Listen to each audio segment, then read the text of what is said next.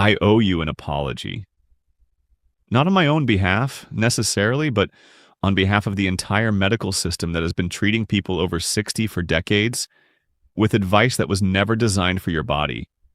And I mean that literally. Most of the dietary guidelines, most of the exercise recommendations, most of the blood sugar management protocols that your doctor hands you in a pamphlet were built on studies conducted on younger adults, often men in their 30s and 40s, and then applied to everyone else as if aging were just a minor footnote in human biology. It is not a footnote. It is a completely different chapter. And if you are over 60 and struggling to control your blood sugar despite doing what you were told, I need you to hear this clearly before we go any further. It was not your fault. Not the weight you could not lose, not the walks you took that did not seem to help, not the oatmeal you ate every morning because someone told you it was heart healthy. None of it was your fault because nobody told you the truth about what happens to your body after 60 when it comes to glucose, insulin, and metabolism. That changes today. Let me tell you something that stopped me in my tracks when I first came across it in the literature. A bowl of white rice and a glass of orange juice. Two things that millions of Americans over 60 consume every single day because one seems harmless and the other is considered a symbol of healthy morning routines. That glass of orange juice, which I am sure you have been poured since childhood as a sign of good health, will spike your blood glucose faster and higher than a small chocolate bar. I am not exaggerating, and I am not trying to scare you. I am giving you a fact that the juice industry has spent billions of dollars making sure you never fully absorbed. And the rice, which so many people switch to after being told to avoid bread, behaves almost identically in your bloodstream to eating pure table sugar within 30 minutes of the first bite. But here is the part that most people miss entirely. The part that makes all of this so much more urgent for someone your age. After 60, your body processes both of those glucose spikes at roughly half the efficiency it did at 40. Half. That is not a minor decline. That is a biological transformation that demands a completely different approach, and most conventional medicine is still pretending it does not exist. Before I go further, I want to ask you something personal. I want you to think about the last time you had your fasting blood sugar checked and what number came back. Was it in the range your doctor called normal, but that left you feeling uneasy? Was it climbing year after year, even though nothing dramatic changed in your diet?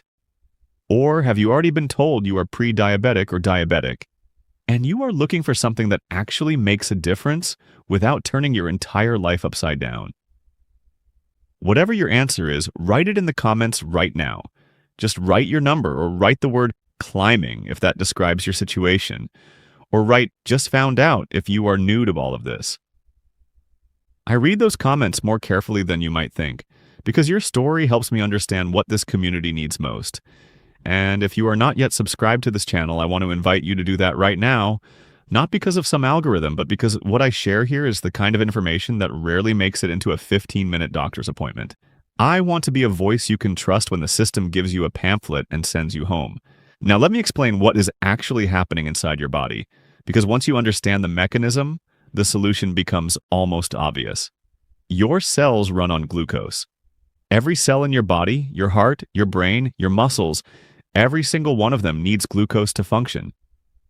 The way glucose gets into your cells is through a hormone called insulin, which acts like a key that unlocks the door on each cell to let glucose come in. When you are young and metabolically healthy, this system is elegant. You eat, your blood glucose rises, your pancreas releases insulin, the cells open up, glucose flows in, blood sugar drops back to normal, and the whole process takes about 2 hours. Beautiful. After 60, that elegance starts to break down in a very specific way. Your cells begin to respond less efficiently to insulin signal. The lock gets rusty if you want a simple image for it. Insulin shows up with the key, but the door does not open as smoothly. So your pancreas has to produce more insulin to get the same result. And over time, if this continues, the pancreas gets tired. The door gets rustier.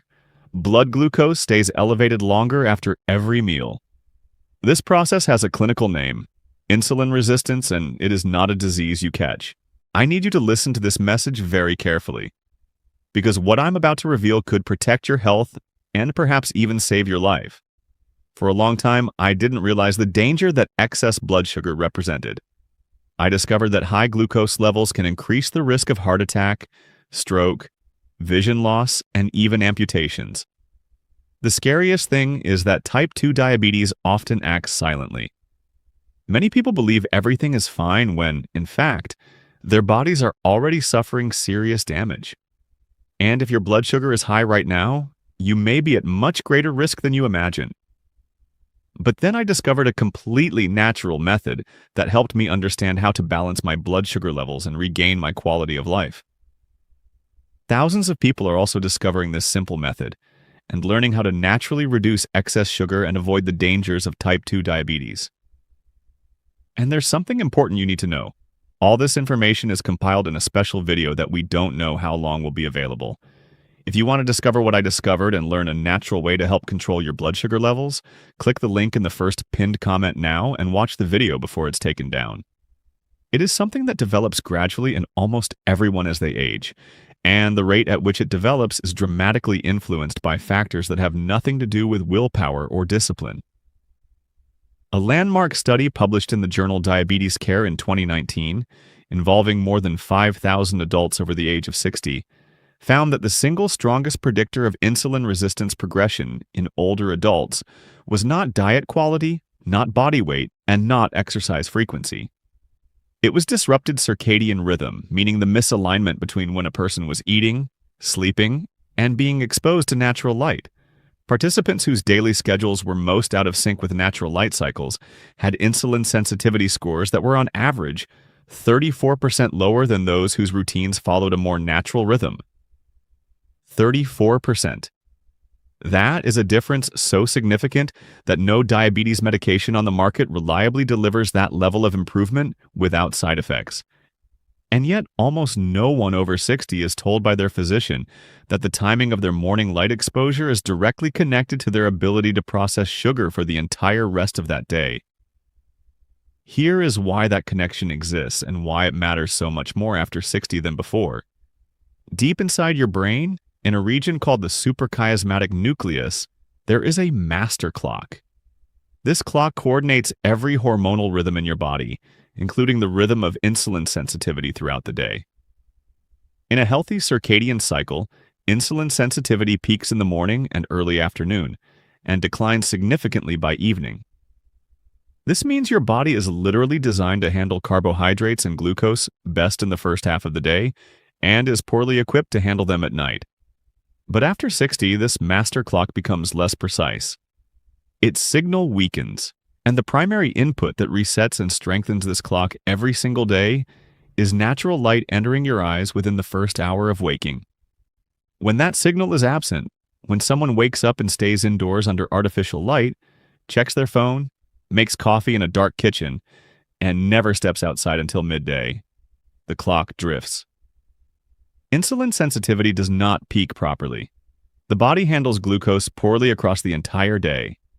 And this drift gets more pronounced with every passing year after 60 if nothing is done to correct it. This is the one trick the title of this video refers to. And I want to be precise about what it involves because it is so simple that most people will underestimate it until they experience the results themselves. Every morning within 30 minutes of waking, you need to get outside and let natural light reach your eyes for a minimum of 10 minutes. Not through a window, not through sunglasses. Directly outdoors.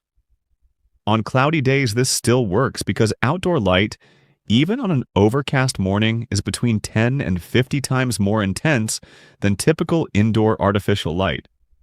This single habit, done consistently, recalibrates the circadian clock, restores the proper morning peak of insulin sensitivity, and creates conditions in which your body can process glucose the way it was designed to, regardless of your age. You do not need to exercise during this time. You do not need to change what you eat for breakfast yet. You simply need to be outside, letting light do what billions of years of evolution designed it to do for human metabolism. A study published in the Journal of Clinical Endocrinology and Metabolism in 2021, following 97 adults with type 2 diabetes aged between 58 and 74, found that those who received 30 minutes of morning bright light exposure for 8 consecutive weeks showed a statistically significant reduction in fasting blood glucose, with an average drop of 14 milligrams per deciliter compared to the control group. They also showed improved HbA1c values, which is the 3-month average blood sugar marker, with reductions comparable to the first line of medication, typically prescribed for type 2 diabetes. None of them changed their diet. None of them added a new exercise routine. The light alone was the variable. I want that to land for a moment because that is extraordinary.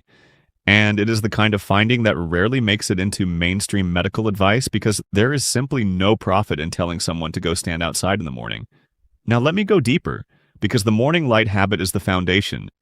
But there are several other things happening in the bodies of people over 60 that most doctors never explain, and understanding them gives you real power. Let me walk you through them one by one.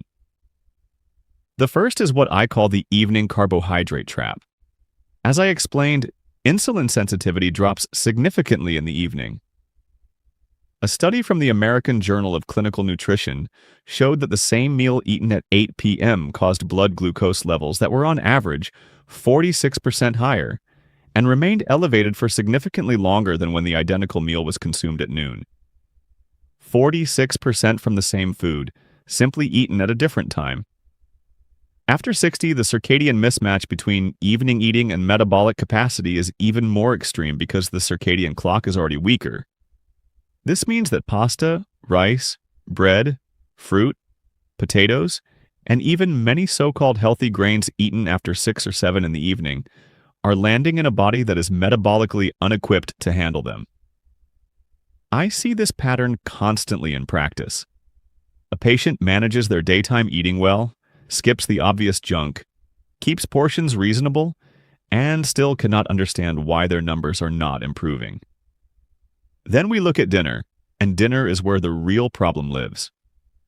Moving the largest carbohydrate load of the day from evening to the first half of the day, without changing total calories or food quality, often produces measurable improvement in fasting glucose within 2 to 3 weeks. The second thing I want you to understand is the role of muscle in blood sugar control, and specifically why this becomes critically important after 60. Your skeletal muscle is the largest glucose storage organ in your body. When you eat carbohydrates and blood glucose rises, one of the primary places that glucose is meant to go is into your muscle tissue, stored there as glycogen for future energy use. The more functional muscle mass you carry, the more storage capacity you have, and the faster your blood glucose clears after a meal. After 60, there is a natural process of muscle loss called sarcopenia that begins accelerating.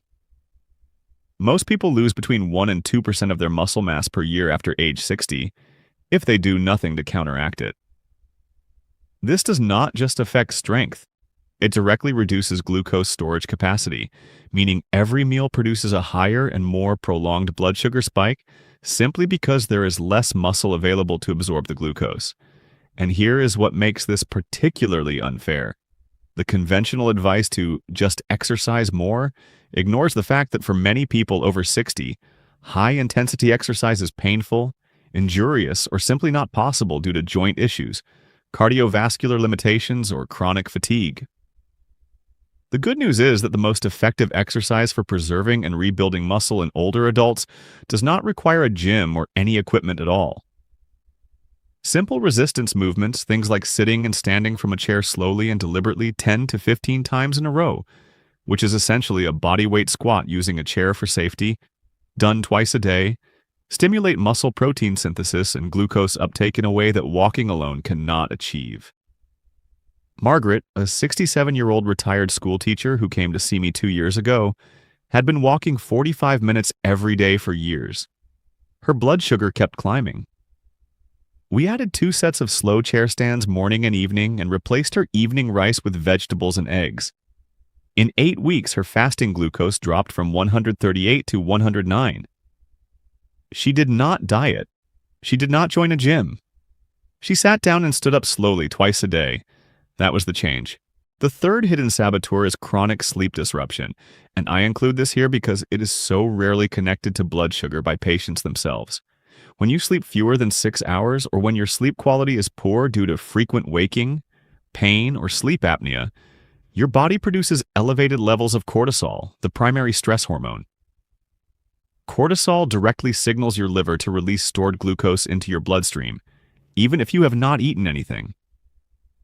This is called cortisol-induced gluconeogenesis, and it means that a poor night of sleep can raise your fasting blood glucose the following morning by 20 to 40 milligrams per deciliter without any change in diet.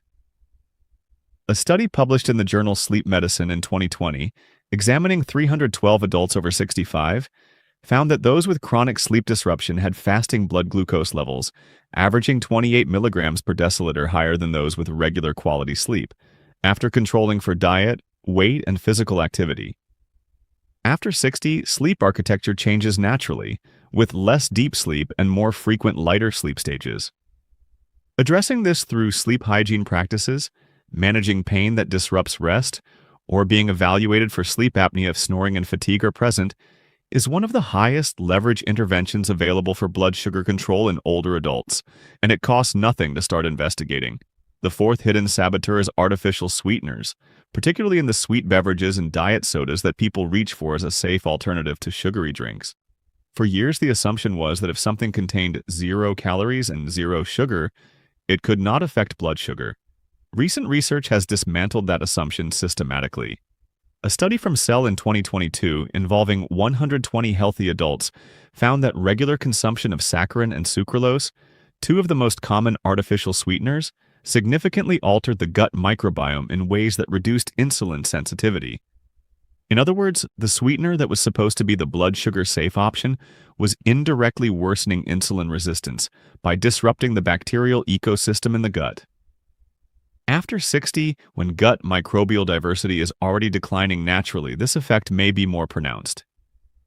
The safest replacement for sweet beverages is water with a wedge of lemon or lime, or unsweetened sparkling water or plain green tea, all of which have evidence suggesting positive rather than negative effects on blood glucose regulation.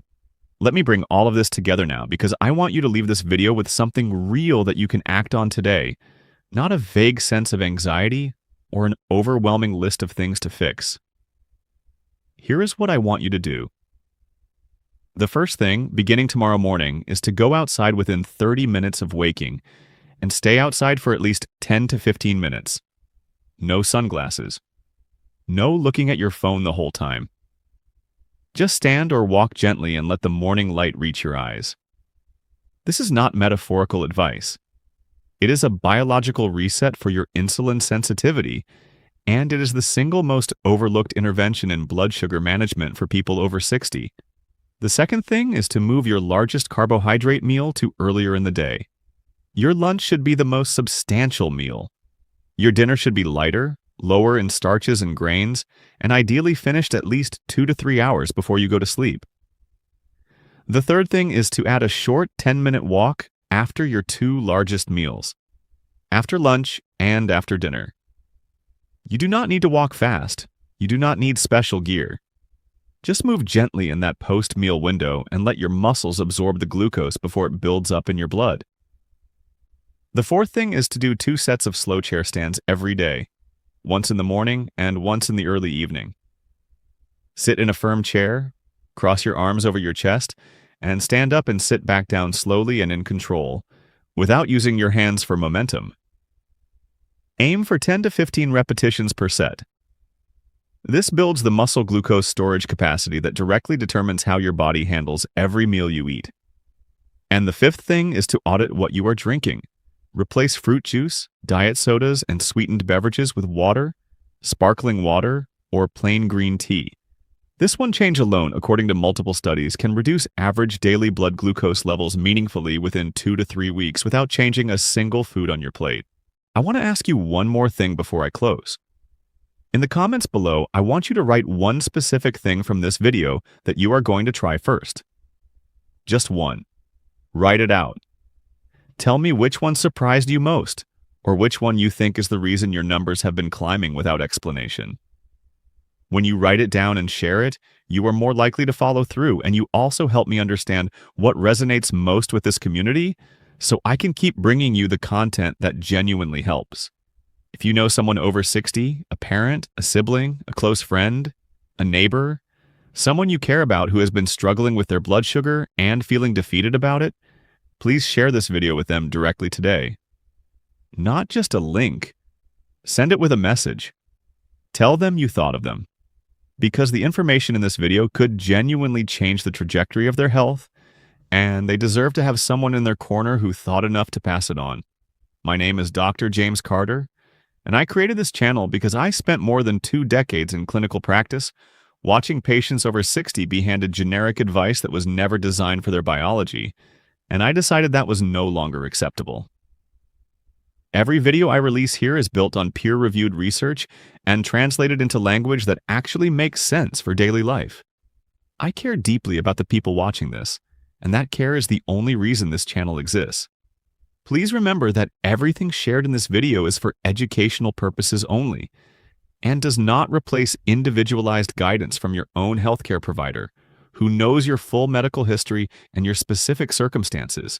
But education is power, and you now know things that most people your age were never told. Use that knowledge well.